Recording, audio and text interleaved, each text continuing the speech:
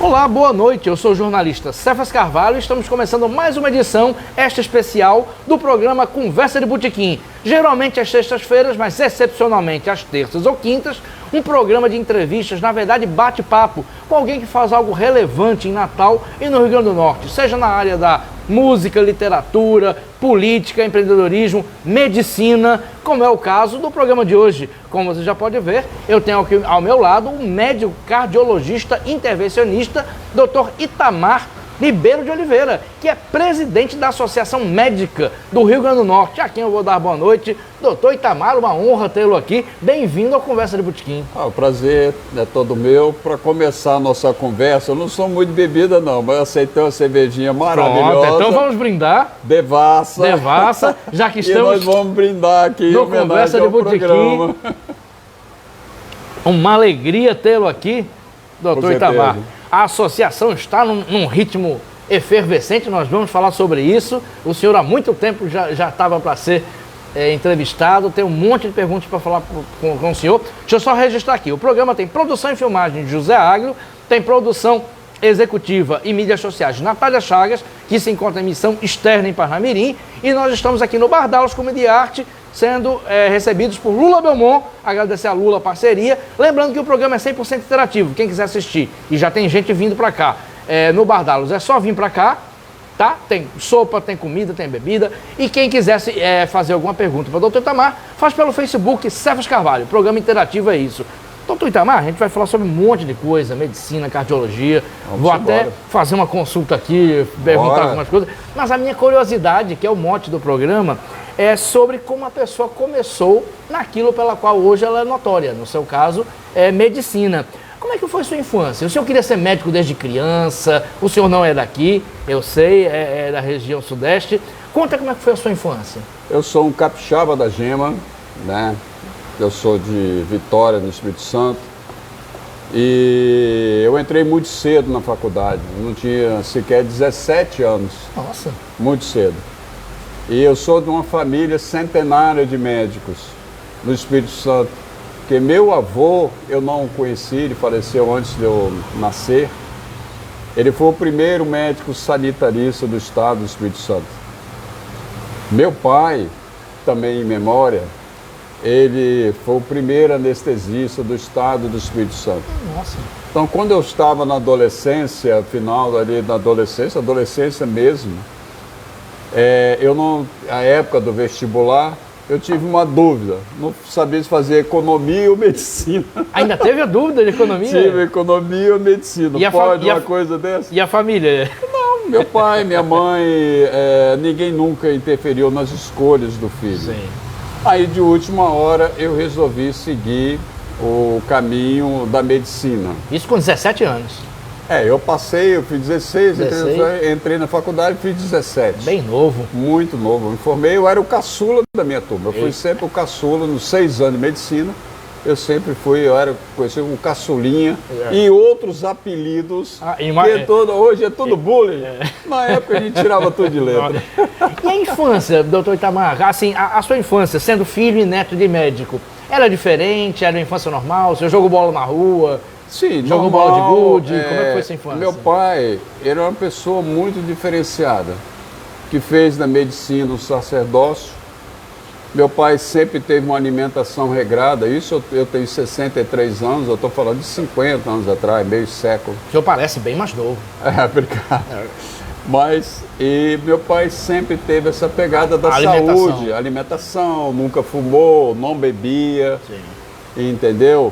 E sempre também com o esporte. Sim. Eu fui nadador por conta do meu pai. Na época, os esportes eram natação, a luta era o karatê. Você não tinha muito futebol, tinha o basquete, os clássicos, né? E eu fui nadador pelos clubes lá do Espírito Santo, como o Clube Libanês, depois o Clube Praia Tênis. Cheguei a fazer bons índices para o Brasil, fomos campeões em vários estados. E assim foi a minha infância. E meu pai, naquela época tinha muito negócio de fazenda, tinha uma fazenda no interior, uma região muito bonita de serra, no Espírito Santo, chamada Santa Teresa. E tinha cavalos e tal, então eu tive essa oportunidade, né, de olhar para trás, ter uma vida muito de fazenda, no mato, cachoeira. E meu pai, eu acho que muito legal, ele não deixava caçar, ele protegia os animais, olha... Tinha uma consciência ambiental... natural dele. Nossa. Os rios, naquela época tinha queimada, essas coisas, ele não deixava fazer queimada, não deixava tirar com a região de serra, tinha muito as nascentes, então não deixava nem os vizinhos, ia lá conversar, eu me lembro disso, para não tirar a mata das nascentes. É muito interessante seu pai. Impressionante, meu pai. A consciência dele, numa época que não existia isso. Não existia de conscientização de meio ambiente. Não existia. Essa terra, Santa Teresa, tem um detalhe importante, porque ela é chamada Terra dos Colibris. Porque lá teve uma pessoa muito famosa no Brasil que cuidava dos colibris, que é Augusto Rusk. Não sei se você lembra desse nome. Eu lembro. Mas há muito tempo, ele já morreu, acho que deve ter uns 30 anos, eu não me lembro dessa data. Mas ele foi aquele que falou da pagelância, dos sapos, não sei o que morreu nada. Ele faleceu porque teve um problema no fígado e tal, e foi isso que o levou a falecer. Mas naquela época ele era vizinho do meu pai, por acaso, não tinha nada a ver assim, mas é a Santa Teresa do Espírito Santo. É conhecida que foi a primeira cidade de colonização italiana do Brasil. Foi lá. Foi lá, não foi em São Paulo, não? Não, Santa Teresa no Espírito Santo. Sul? Não sabia. O pessoal não sabe, né? Não e sabia. lá teve essa pegada muito assim da natureza. E esse espírito incorporou nos meus irmãos, em mim e toda a nossa família. Que bacana! Automaticamente. Que bacana! Então uma infância, digamos assim, sadia e contato com a natureza. Com certeza, sadia, nunca tivemos bebida em casa. A droga começou naquela época, os meninos mais paquerados eram os que tinham droga, cabelo comprido, aquele negócio, era a pegada da época, né? Mas aí com esse ritmo de natureza e esporte fica difícil, né? Exatamente. Perfeito. E vamos falar então sobre faculdade. O senhor entrou muito cedo na faculdade. Isso. Qual é o apelido que o senhor falou? Era novinho? Era caçulinha. Caçulinha. Caçulinha era mais doce. Tem algum publicável, algum que possa dizer aqui? Dos outros apelidos? Esqueça. E como é que foi a sua faculdade? Como é que foram os anos de universidade? Eu fui um estudante, não fui o melhor aluno da faculdade, eu tive uma influência do meu pai, muito grande, assim, da imagem dele. Meu pai sempre foi uma pessoa muito simples, sacerdote muito simples, extremamente simples. Você for lá no Espírito Santo e perguntar à velha guarda, eles vão traduzir isso para você melhor do que eu. E eu tive um conflito comigo mesmo no 5º ano de medicina, porque eu não sabia, eu vi a imagem do meu pai e achava que nunca seria igual. Nossa. Então eu entrei mesmo, na época, hoje é depressão, é isso, aquilo. Crise de identidade. Crise de identidade, mas eu tive minha crise do 5º ano. Eu fiquei muito mal e naquela época surgiram os psicanalistas. Aí eu fui parar no psicanalista, não sabia nem o que Isso que 19 anos? Por essa idade? Acho que não, eu tinha mais, tinha 21 anos, para 22, quinto ano de medicina. Mas eu vi que rapidamente, eu comigo mesmo, eu falei, meu pai é meu pai, e o meu caminho é meu caminho. Porque isso existe a cobrança natural. Claro, existe. Existe a cobrança. E eu vou fazer o meu caminho. E aí eu mesmo com minha cabeça aqui, nós nos ajustamos. E meu pai era anestesista. Então eu fui seguindo o caminho da anestesia, mas eu nunca gostei da anestesia. E era a próxima pergunta, por que cardiologia? Não gostei da anestesia. Não gostou? E eu gostei da cardiologia. Alguma razão especial para ser Não, gostar por gostar. Nossa. Gostar por gostar, me identifiquei, eu fui monitor da cardiologia. Meu pai, ele foi o primeiro anestesista para cirurgia cardíaca também do estado. Então, ele trabalhava no estado, num hospital que tinha cirurgia do coração. Então, eu comecei a acompanhar o serviço e ali eu me identifiquei e eu falei, não, esse é meu caminho. Cardiologia. Aí eu fui, mas teve um passo interessante. Eu passei primeiro na residência, eu fiz para a clínica geral, que era obrigado, né? Aí eu passei em clínica geral. Em Vitória mesmo ou em outro estado? Não, eu passei em Vitória, passei no Rio e fui para o Rio. Foi para o Rio. Aí quando eu passei em clínica geral, quando estava acabando a clínica geral, eu fiz 7 anos de residência. 6 de faculdade, 7 de especialização. Quando eu estava acabando, bateu aquele negócio. Se eu fizer anestesia, eu já tenho meu caminho. Se eu fizer cardiologia, eu vou ter que remar. Aí o que eu fiz? Eu estava no Rio, tinha prova de residência para cardiologia, clínica e anestesia. Eu falei, bom, vou fazer prova para os dois, eu espero que eu passe em um dos dois. Se eu passar em um, eu faço aqui, se eu não fizer, enfim. Isso. Espero que passe pelo menos, eu não vou ficar reprovado nos dois. Aí o que aconteceu? Eu passei nos dois. Nossa! Aí a dúvida. Qual que eu escolho? Meu pai nunca interferiu. Aí tinha era solteiro, balada, né? Carnaval, Porto Seguro, Vitória, Porto Seguro, vamos curtir. Vamos curtir. E eu tinha que dar a minha decisão, por causa da agenda, depois do Carnaval. Aí eu entrei em parafuso no Carnaval, não consegui curtir, porque eu precisava ter uma decisão devida. Aí eu voltei, eu já estava no Rio, tinha começado a residência de cardiologia no Rio, e em seguida começar de anestesia, ou uma ou outra. Sim. As duas não tem condição. Aí eu saí de Porto Seguro, fui direto para o Rio. Né? E eu cheguei no Rio e já não dormia mais pela minha decisão. Nossa. Aí eu precisava decidir no dia seguinte de manhã. Aí na época não existia celular, meu irmão me liga e por acaso me pegou no meu quarto, lá no meu apartamentozinho. Aí ele falou, você tá assim e tal. Eu falei, eu não sei o que eu vou fazer, não sei o que, bababá, meu irmão mais velho. Sim. Aí ele é muito religioso, né? Aí ele virou para mim, olha, vou te dar um conselho. Faça o que seu coração mandar. Por quê? Porque o primeiro problema que você tiver, e você vai ter, se você estiver fazendo aquilo que o seu não gosta, você vai cair. E se você estiver fazendo o que você gosta, você vai se levantar e vai continuar. Aí eu falei, obrigado, vou dormir, já está decidido, vou seguir os caminhos do coração. E aí eu segui. Fiz residência, clínica, cardiológica, pós-graduação no Rio, etc. Aí depois, eu estou me reportando isso há mais de 35 anos atrás. E tem até uma observação, tem até uma poesia, faça o que o seu coração mandar, e coração é cardiologia.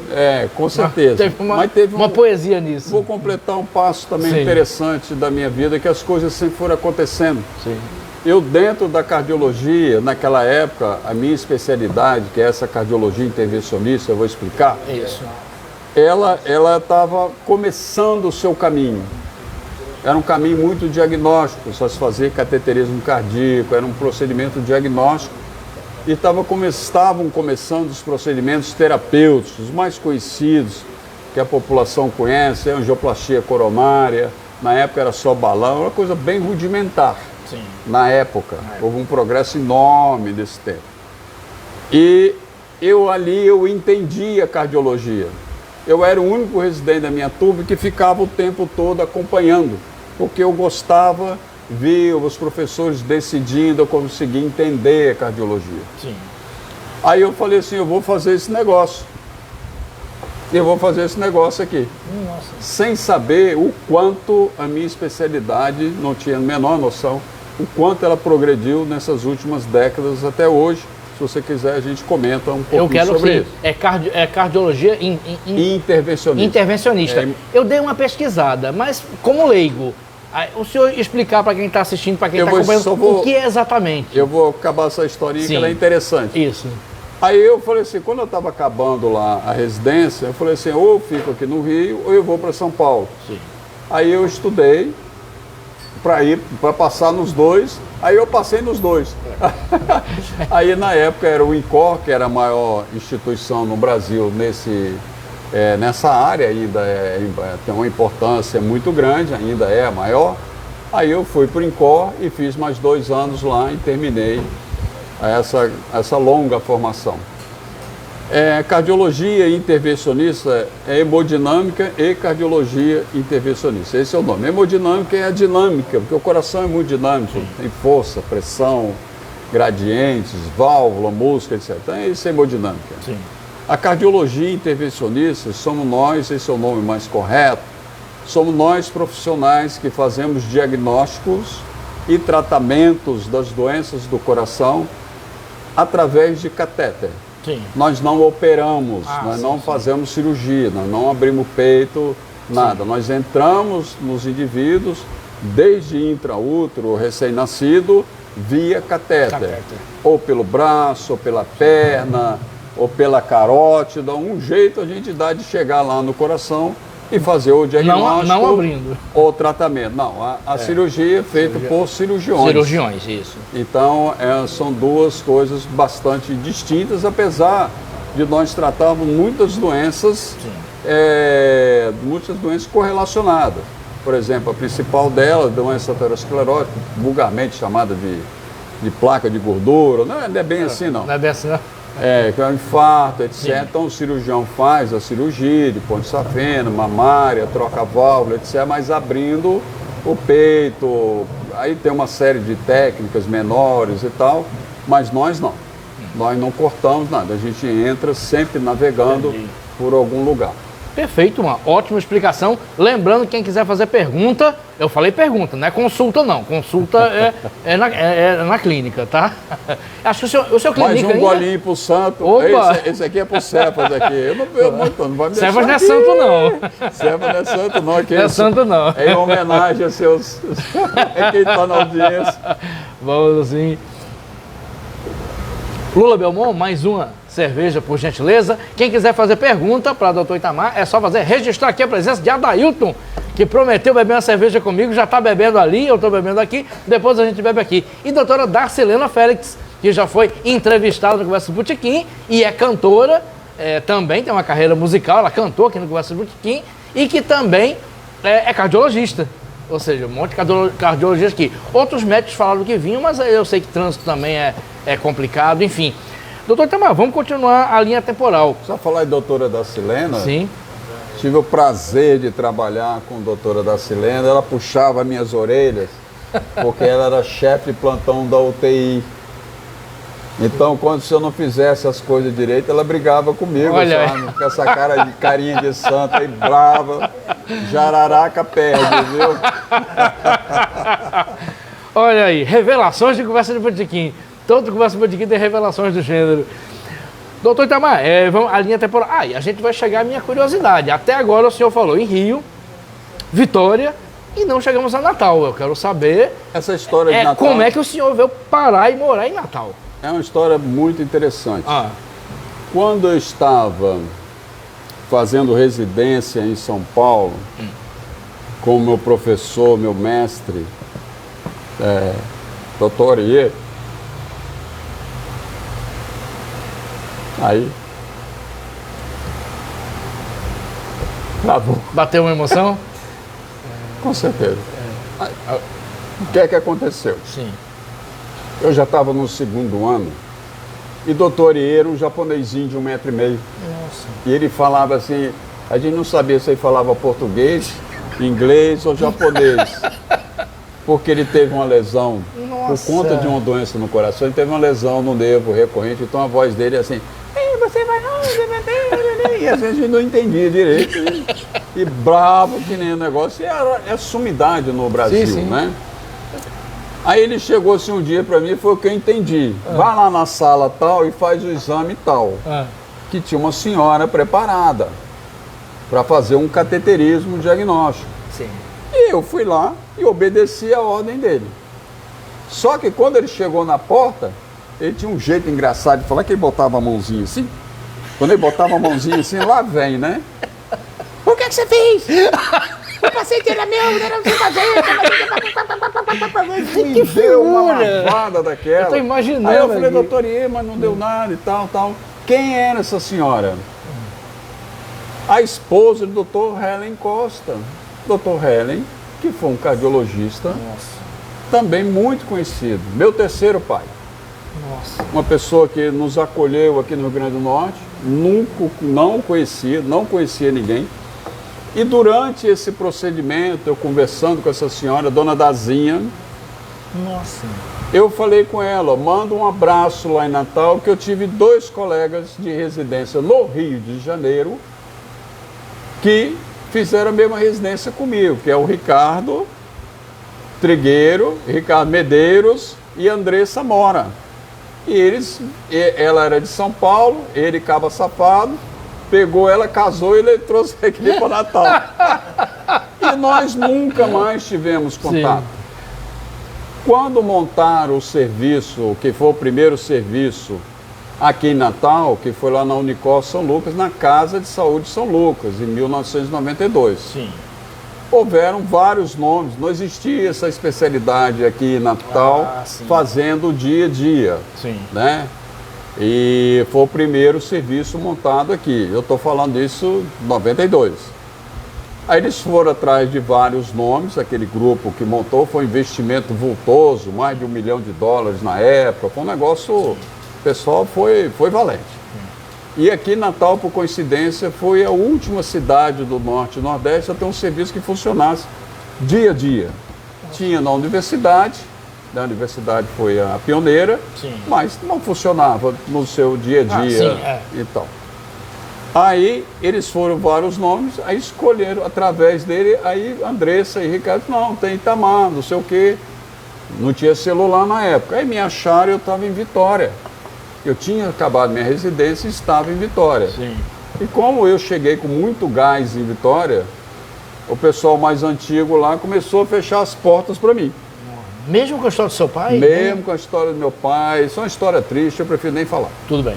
Aí eu falei assim, surgiu o convite e meu pai falou, vá. O doutor e eu, me reportei a doutor e ele falou assim, vá. Você vá e ajude a região do Rio Grande do Norte. Você não conhecia Natal? Não conhecia, nunca tinha vindo aqui. Alguma cidade do Nordeste? Que eu existia. Não, eu conhecia Recife, já tinha ido a Fortaleza, Salvador, que eu tenho uma família lá. Natal não? Não, Natal nunca tinha pisado. Sim. Aí eles pediram, falaram assim, você vá. E se qualquer coisa você volta, mas vá e construa, seja um vetor importante na medicina através da sua especialidade. Aí eu vim para Natal e cheguei aqui em outubro, exatamente no dia 12 de outubro de 1992. E no dia 14 de outubro eu fiz meu primeiro cateterismo aqui. Nossa. Aí quando eu estava fazendo o cateterismo, a imagem não estava boa. Você já entra assim, e para eu passar o cateter, a gente enxerga tudo. Isso é importante através de imagem de raio-x. Como é coração, a imagem é online. Sim. A gente monitora o doente com eletrocardiograma, pressão, tudo online. E o doente não é o doente na anestesia geral. Sim. Nosso doente, ele é um doente levemente sedado. Tá. Então nós entramos com o cateter, quando eu entrei a imagem não estava boa, eu não conseguia ver direito o trajeto. Nossa. Aí eu pedi uma ajuda aqui, ó, meu amigo ali, eu falei, vamos me ajuda aí. Aí ele me ajudou, eu consegui, quando eu estava fazendo o exame, que eu olhei para o vidro assim, estavam todos os sócios, quase todos, né? Nossa. Da Unicor São Lucas, que imagina, a minha ansiedade é a deles também, né? Exatamente. Você fazer investimento, o camarada não sabe fazer. Estava sendo testado lá. Com certeza, né? E aí começamos esse desenvolvimento da especialidade. Nossa. Né, que não é uma especialidade isolada na cardiologia, ela faz parte de um contexto de toda a cardiologia, de toda a medicina. E assim nós começamos. Então ficou em Natal. Então, para eu entender, tinha a possibilidade do senhor voltar, mas o senhor ficou em Natal, tanto que está aqui agora. Eu vim, casei, mas já me separei. Tá. Casou com uma potiguar? Não, uma pessoa veio de lá e tal. Vou pular esse assunto. Não, pode pular. Mas vamos lá. Não dá confusão. Não, o senhor decide. Mas é um fato, eu tenho que dizer, né? Mas ficou na cidade? Fiquei na cidade. Gostou da cidade? Gostei da cidade, eu fui ficando. Eu, do meu fórum íntimo, eu tenho que ser correto. Eu vim para voltar. Sim. Mas as raízes foram crescendo e aqui eu fui ficando, muita coisa boa aconteceu. Tem os espinhos, logicamente, mas eu sou muito grato por ter vindo para cá. Eu cheguei aqui em 92, o primeiro congresso brasileiro que eu fui da minha especialidade, em 94, em Porto Alegre. Assim que eu cheguei lá, uns colegas de Recife, doutor Breno, em memória também, Covid levou, meu amigo Breno, de Recife. Assim que eu pisei no congresso, ele falou assim, o próximo congresso de hemodinâmica, na época era hemodinâmica que se chamava só, né? Ele vai ser em Natal. Eu falei, o quê? Bem nordestino isso. Bem nordestino. É o quê? Eu falei, o quê? Não, nós vamos levar para Natal. Vamos levar e nós vamos ganhar, porque você tem que disputar, né? Aí eu falei, tá certo. Bom, vamos embora. Naquela época não existia a palavra rocha, hoje em dia dizia rocha. Aí nós fomos atrás dos votantes. Sim. Né? E nós conseguimos ganhar. O doutor Iê fez um discurso fabuloso em relação a Natal, ao trabalho que a gente estava fazendo, que a sociedade tinha que olhar também para o lado mais pobre da nação, desenvolver esse lado também, foi muito importante. E nós disputamos com Vitória, Belo Horizonte. Disputou com Vitória. Com Vitória, Belo Horizonte. E fizemos uma campanha corpo a corpo. Que bacana. E vencemos. E veio para Natal. Trouxemos em 1996 Nossa. o Congresso Brasileiro de Hemodinâmica e Cardiologia Intervencionista. Na época foram, acho que uns 600 inscritos, alguma coisa assim. E eu acho que foram uns 25 convidados estrangeiros. E à época eu consegui colocar na mesa o ex-governador Garibaldi Alves Filho e o prefeito da cidade era Aldo Tinoco. Aldo Tinoco, os dois. Que bacana. Pode um negócio desse? Nossa. E os dois fizeram um discurso maravilhoso. Aldo Tinoco fez ele fez uma associação das artérias do coração. Ele é sanitarista. Ele é sanitarista com as galerias. O saneamento da cidade, básico, que ele é especialista. Foi muito legal. Que bom. E Garibaldi fez uma coisa que também daquele jeitinho dele, assim, agradecendo que ele não tinha entendido quanto aquele evento era importante. A sensibilidade também desses dois políticos, cada um do seu jeito, e eu não esqueço desse momento de jeito nenhum. Que e bacana. lógico que eu sempre aqui preciso agradecer ao pessoal que me chamou, né? Todos os sócios ali da Unicor São Lucas, eu prefiro não citar nomes para não esquecer alguém que é muito ruim, né? E que foi essa base, aquele trabalho lá na Casa de Saúde de São Lucas, que nos deu a condição de trazer um evento daquela magnitude para Natal. Que bacana. Repetimos a dose em 2017, foi de novo presidente, trouxemos novamente o congresso aí com mais de 1.500 pessoas. Aí já existia internet, aí a rede hoteleira já estava maior, mas só que aí era outra coisa. Mas tem uns detalhes bacanas aí, nessa história. Quando nós trouxemos em 2017 para cá, nós temos muito trabalho que a gente faz ao vivo, porque nossa imagem é espelhada numa tela, numa televisão. Então, tudo que eu faço com o indivíduo passa naquela tela ao vivo, ela capta a imagem, eu posso captar em qualquer lugar do mundo e trazê-la para a sala para discussão, em telas enormes, som, etc, etc. E o que é importante dizer é que toda a tecnologia foi feita aqui para o Natal. Que bacana. Estou querendo lembrar o nome da empresa, mas agora está me falhando. Mas foi tudo feito para o Natal. Quem organizou, os convidados também foi outra empresa, Mariana, foi maravilhosa. Fomos nós que colocamos as empresas locais, que depois ganharam outros eventos ao longo do Brasil, estão aí até hoje. Isso foi um registro muito bacana também. Que bacana, história bacana aqui. Tem comentário aqui, eu vou ler daqui a pouco, tem mais comentário ali. Só fazer um registro aqui, Garibaldi Alves Filho foi entrevistado aqui no Conversa do Botequim, único entrevistado em 3 anos de programa que bebeu 3 bebidas diferentes. Bebeu cerveja, caipirinha e vinho. E saiu inteiro. Um grande abraço para Garibaldi Alves, governador, e um abraço para o filho dele, Walter Alves, Valtinho. Deixa eu fazer uma pergunta sobre choque cultural. Eu sou filho de Potiguar, pai Potiguar, mas minha mãe é de Niterói, no Rio de Janeiro. Quando minha mãe veio morar aqui, ela sentiu um choque cultural que eu passei anos ouvindo. Como é que foi o seu choque cultural de morar a vida toda na região sudeste, em Vitória, Espírito Santo, que tem uma dinâmica, conviver com o Rio de Janeiro, certamente foi para São Paulo, e de repente parar em Natal em 1992. Como é que foi o choque cultural, doutor Itamar? Tem uns detalhes interessantes. Primeiro, que eu morei ali no Santa Esmeralda. Sim. Era mais alto, assim, um apartamento.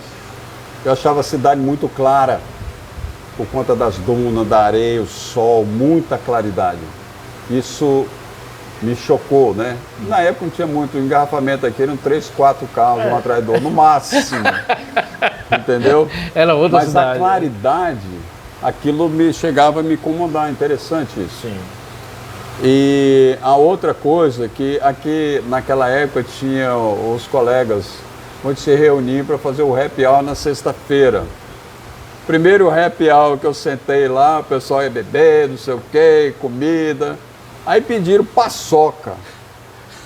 Aí eu olhei e falei, o quê? Paçoca? Eu vou embora desse negócio. O cara vai tomar paçoca com cerveja? Vou comer coisa aí eu doce? Eu não sabia que paçoca, que lá no Espírito Santo, para quem não sabe, paçoca é aquele negócio de amendoim, assim, aquele tabletinho, né? Aí veio a paçoca, que foi o prato paçoca, que é uma maravilha. Mas aquilo que teve um intervalo entre a pedida da paçoca, era lá no bar, ali na beira da mar, como é que é o nome dele? Ô, Jesus, desculpa. Em Ponta Negra? Em Ponta Negra. Qual é o Dailton? Eu esqueci, ali na beira do mar, ali na praia do meio, não é na praia do meio, ali na frente, onde tem os prédios mais bonitos. Hein? Não. Caravelas? Não. Anos 90. Ai. Tábua de carne? Onde é que era a tábua de carne? Farol Bar. Famoso Farol Bar. Obrigado. Só que é ótima mesmo. Aí teve um intervalo da pedida para chegar. E tinha um garçom lá que o pessoal pegava no pé, aquele garçom dava o calote, roubava e todo mundo gostava dele, só queria que ele servisse. Aí a conta dava 100, por exemplo, né? Pra galera toda, ele botava 120. Tá sendo roubado, mas pagava. Que maravilha! Uma brincadeira. Aí todo mundo ia para casa feliz, então teve esse fato aí muito relevante, né? E depois nós fomos nos acostumando aqui com a cultura local. E eu me sinto muito bem aqui. Daqui eu não saio mais. Eu ia perguntar isso. Não sai mais não? Não. Aqui eu construí minha vida, tive minhas 2 preciosidades, meus filhos, Vitor e Bruno, e construí amigos, muita coisa boa aconteceu. Para mim o saldo é extremamente positivo. Estar como presidente da Associação Médica, na véspera de um grande evento como esse, eu digo sempre que nada na minha vida aconteceria com tanta intensidade como aconteceu aqui em Natal. Então eu sou muito grato e daqui eu vou descansar para sempre. Nossa. A sua família, seus irmãos ainda moram em Vitória? Moram todos lá. Papai e mamãe já se foram. Né? Eles vieram muito aqui. Né? Papai e mamãe, nós tínhamos um grupinho, que meu pai era médico. Aí quando veio para cá, meu pai sempre foi muito um sacerdote, muito quieto, muito na dele. Ele teve a oportunidade de conhecer um ex-colega de turma aqui. Sabe quem? Doutor Genibaldo. Nossa, que foi nosso entrevistado de 2 semanas atrás. Exatamente. Aqui nessa mesa. Porque doutor Genibaldo é um dos donos. Foi colega de turma de seu pai. Meu pai, um dos donos do São Lucas, em conversa que tínhamos lá. Eu falei, meu pai estudou na Bahia. Aí ele falou assim, eu tinha um colega capixaba. Aí eu falei, não é possível. Aí quando eu disse meu pai, nome Tabajara, né, esse nome ninguém esquece, né? Foi meu colega de turma. O doutor Genibaldo sempre teve essa preocupação com os colegas de turma. Ele citou vários aqui no programa. Assim. É impressionante, né? Como ele sempre carinho, gostou, né?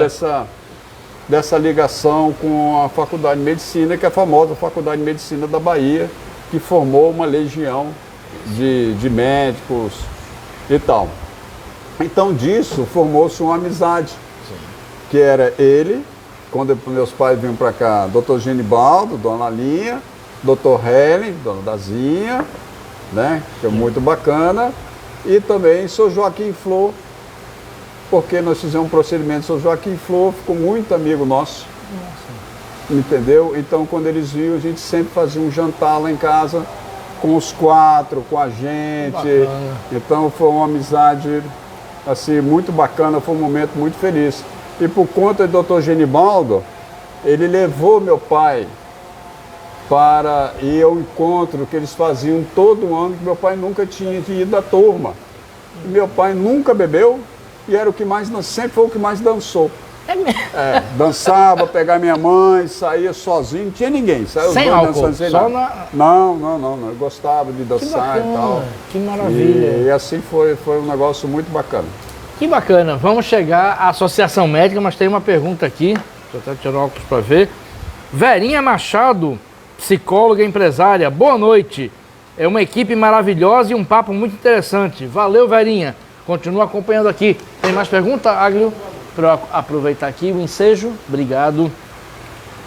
Josane Lopes, que sempre acompanha o programa. Boa noite, Josane. Continua acompanhando. Qualquer coisa faz pergunta aqui. Não consulta, pergunta. Daqui a pouco eu faço consulta aqui. Ou ao vivo ou em off. Vamos falar sobre a Associação Médica. O senhor foi ficando em Natal, se consolidando em Natal. Quando é que surgiu a intenção ou acabou resultando para pedirem para o senhor se candidatar à presidência da Associação Médica? Como aconteceu isso? Eu tive a oportunidade de ser também presidente da Sociedade de Cardiologia local. E o que aconteceu na Associação Médica é que eu era vice do Dr. Marcelo Cascudo. Sim. Que por problemas pessoais ele resolveu, ele abdicou do cargo e pediu para que eu assumisse. Eu falei, tudo bem, você me apoiando, a diretoria apoiando, não há problema, a gente assume, e assim aconteceu. E depois houve a eleição, eu me reelegi, né, com a mesma diretoria. Sim. E assim eu continuei sendo e tenho um mandato até o ano que vem, né? Então foi assim que aconteceu a minha eleição, onde eu estou até hoje. Bom, para quem não acompanha exatamente o que faz a Associação Médica ou não diferencia sindicato, de conselho, de associação, o que é exatamente, para quem não conhece, a Associação Médica? Para que serve? Qual a função? Como é que é o mecanismo dela? Explica pra gente, doutor. A Associação Médica tem uma vida associativa. O médico não é obrigado a contribuir. Então você tem uma vida associativa e é assim que a gente vem. A Associação Médica, digamos, ela é mais lúdica dessas instituições. O sindicato tem essa pegada mais trabalhista. O CRM é uma autarquia federal que vê mais a atuação do médico, a sua parte ética, então é diferente. E nós temos uma pegada, vamos dizer assim, diferente, mas complementar. Né? Nós visamos a qualificação do médico, a qualificação da formação do médico, nós defendemos o ato médico, a vida desde a sua concepção. Somos, as associações médicas, a mãe de todas as 54 especialidades médicas. São 54 especialidades? São 54, mas dentro de cada especialidade hoje você tem uma pulverização enorme. Mas todas elas, a mãe é a associação médica. Então, e temos o lado lúdico. Quem diz que o lado lúdico, né? Que somos nós que promovemos também o bem-estar, quer seja com festa, temos a corrida, e toda uma parte científica que nós apoiamos para a integração dos médicos, um projeto de educação continuada. Então nós temos uma tarefa enorme, né? E amanhã nós estamos aí. Amanhã é um evento para a mostra da nova marca e das novidades. Nós notamos que aconteceu o seguinte.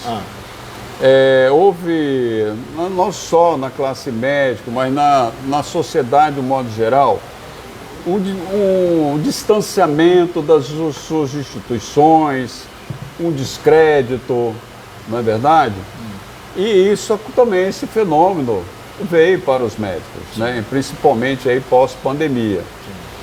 E o que a gente quer é resgatar a classe médica. Afinal de contas, dentro da Associação Médica, a Associação Médica tem um histórico muito rico, né? Eu sou o 33º presidente.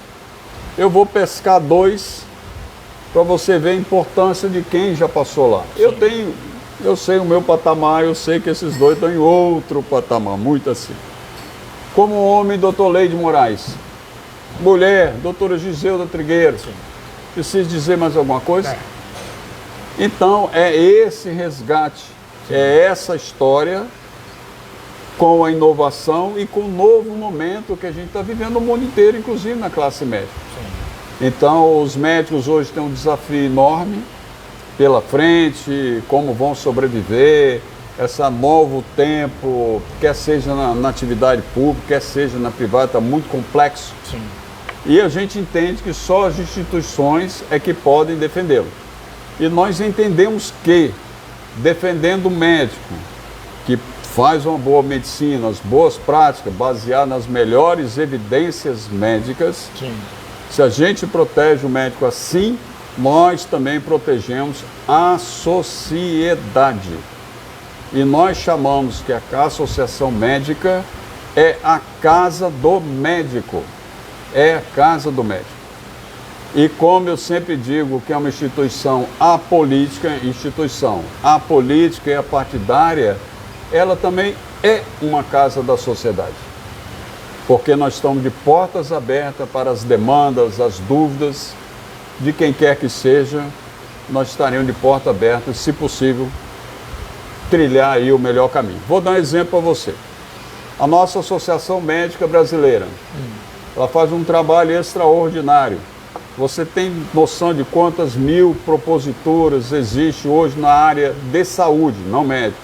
Na Câmara do Senado? Não. Mais de 40 mil. 40 mil? Mil. Então, nós moramos num país plural, democrático. Democrático, não vou entrar nesse detalhe. Mas exige tudo. Tudo tem, tudo. Coisa boa, coisa ruim, enfim.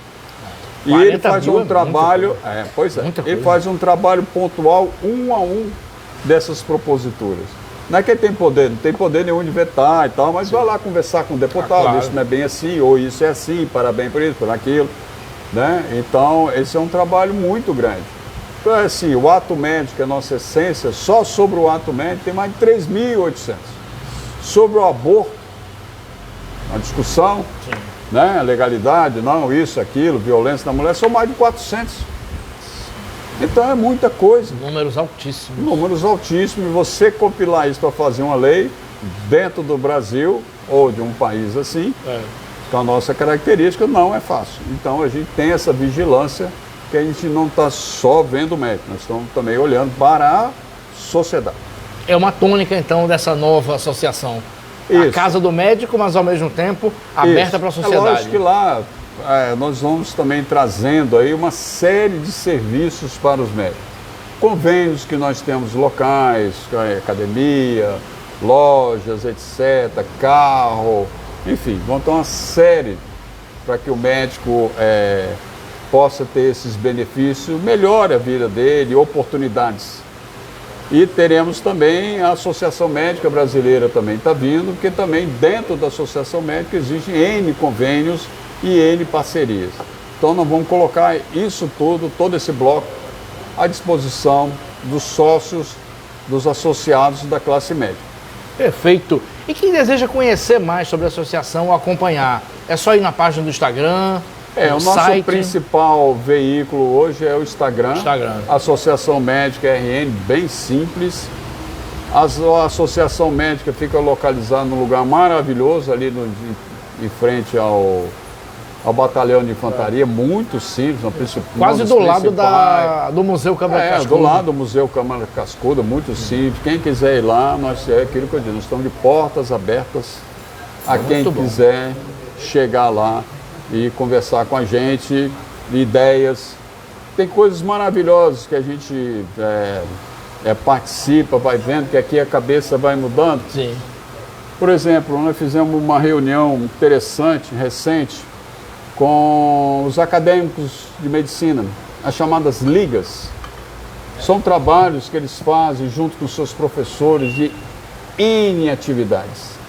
Cardiologia, pneumo, trauma, medicina, é uma infinidade, é um negócio muito bacana. E por conta dessa reunião que nós tivemos, nós estamos planejando para eles, se Deus quiser, nós vamos conseguir fazer um congresso com eles, em dezembro. Eles acabarem as aulas, fazer, para que eles mostrem, ter um palco, para que eles possam mostrar o trabalho deles. Né? E tem algumas coisas aqui que eu vou contar para vocês. Eu vi lá um trabalho que um médico pediatra fez, chamado H&Vinho, uma revista. Dr. Micus, pediatra, muito conhecido aqui na cidade. Ele vende isso, porque ele vendendo isso, ele ajuda os filhos das mulheres que têm HIV. Olha o tamanho, uma das ligas de pediatria. Daria uma ótima entrevista, inclusive. Uma ânsia, maravilhoso. E sabe como é que essa revista chegou a mim? Tem noção? Não. Meu filho passou em medicina, está aqui cursando o primeiro ano, e ele se entusiasmou com essa história. Então ele levou para mim para eu comprar a coisa R$10. Eu falei, não, meu filho, eu compro, me dá aqui. Eu olhei aquilo, falei, quem é que fez? Eu falei, que coisa espetacular, que trabalho, que é isso aqui? Eu não sabia. Então você vê como é que a gente tem que divulgar as coisas boas. Sim. Né? Hoje eu estava na entrevista, a pessoa me perguntou, que o Valfredo faltou, não sei o quê, que absurdo. Eu falei, gente, tá, mas lá faz tanta coisa boa. Demais. Por favor, tanta gente chega acidentado, chega morrendo, você consegue salvar as vidas da pessoa. Sim. Isso é muito importante. Lógico que vai faltar, isso o sistema público é muito complexo, sim, complicado, mas eu acho que a gente tem que sair dessa vertente da coisa ruim, né? Parece que isso contamina, e falar de coisas boas, porque tem muita gente boa na sociedade para mostrar para os outros que vale a pena fazer o bem. Perfeito. Por mim eu ficava conversando aqui até meia-noite, mas a gente vai ter que encerrar o programa. Doutor Itamar, uma alegria tê-lo aqui. Muito obrigado pela entrevista. E uma salva de palmas aqui ao doutor Itamar Ribeiro. Agradecer a todo mundo aqui, Adelmo Freire aqui, doutora Darcilena Félix, já foi entrevistada, Adailton, vamos beber a cerveja, vou sair daqui, vou beber, isso, prometemos já há um tempão, vamos beber agora. E agradecer novamente, doutor Itamar, sucesso à Associação Médica, parabéns a vocês pelo trabalho. Amanhã, 7 horas da noite, estaremos lá, vamos fazer outra coisa importante, nós estamos trabalhando com empresas locais. E o palco, eu não posso dizer, porque senão tira a surpresa. A surpresa.